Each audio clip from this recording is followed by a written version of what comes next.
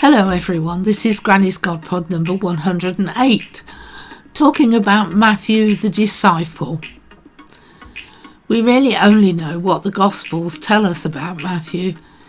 He's listed in the three synoptic Gospels, Matthew, Mark and Luke, and is one of the disciples listed in Acts.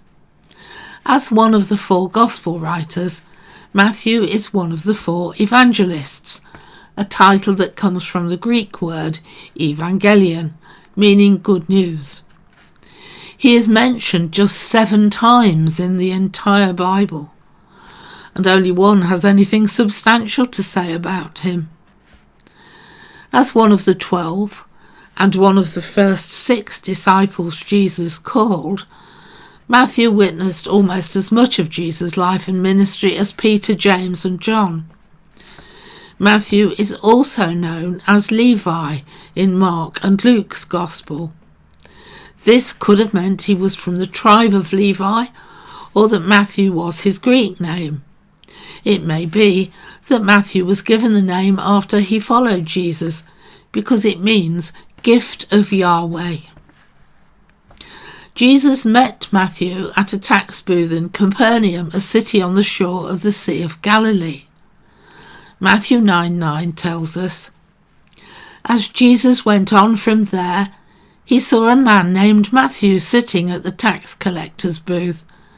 "Follow me," he told him, and Matthew got up and followed him.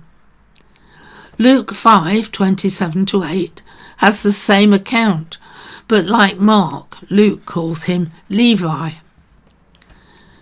Mark 2:14 tells us more. As he walked along, he saw Levi, son of Alphaeus, sitting at the tax collector's booth. "Follow me," Jesus told him, and Levi got up and followed him. We don't know how old Matthew was, or when he died, but he was certainly alive in the early part of the 1st century. Due to being established in his profession, it is likely he would have been at least in his mid-20s when he met Jesus. In the list of the 12 apostles in Matthew 10:2-4, Matthew is named the tax collector. As such, he would have been under contract to the Roman Empire to collect taxes from the Jews in Capernaum. When a Jew went into this profession, it was seen as an act of betrayal. To the Jews, tax collectors were seen as sinners. The distrust came from lying about how much people owed and keeping the overpayment for themselves. Luke 3:12-13 tells us that when tax collectors came to be baptized by John the Baptist, he told them to collect no more than you are authorized to do. In Matthew 9:11, the Pharisees ask why Jesus eats with tax collectors and sinners, when he famously replies, verse 12, "It is not the healthy who need a doctor, but the sick. I have not come to call the righteous, but sinners." It is reassuring for us to know that Jesus did not exclude anyone, even those considered by society to be irredeemable. As a tax collector, Matthew's job would have involved meticulously recording and documenting tax information, so he might have been the more obvious person to be put in charge of the disciples' money, except for the reputation of tax collectors at the time. Instead, they chose Judas Iscariot, who stole from the money bag and in the end betrayed Jesus for silver.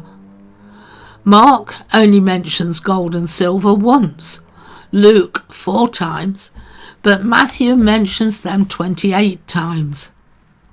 His gospel is the only one that has the parable of the talents, 25:14-20, and in the Lord's Prayer he substitutes sins with debts, while Luke 11:4 has "Forgive us our sins as we forgive those who sin against us." Matthew 6:12 has Forgive us our debts as we forgive our debtors. In Matthew 17:24, he tells us the precise amount of the temple tax. After Jesus and his disciples arrived in Capernaum, the collectors of the 2 drachma temple tax came to Peter and asked, "Doesn't your teacher pay the temple tax?" Peter then catches a fish with a 4 drachma coin in its mouth, enough to pay for both of them. Matthew is the only gospel writer to mention the Magi at Jesus' birth, men who brought costly gifts.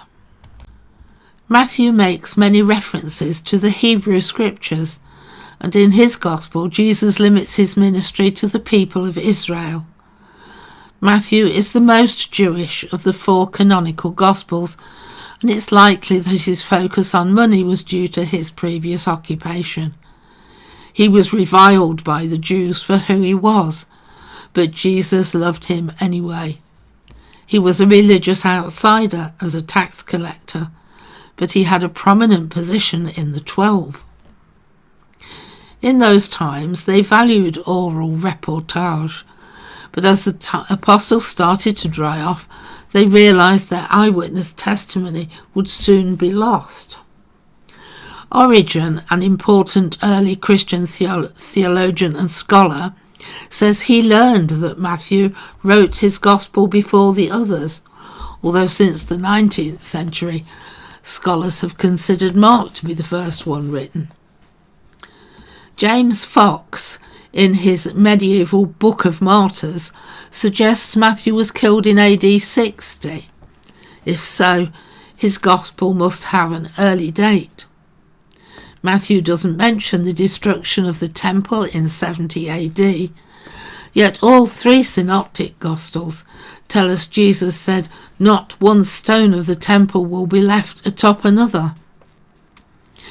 In modern times, the authorship of the Gospels has been questioned because authorship is not given in the text.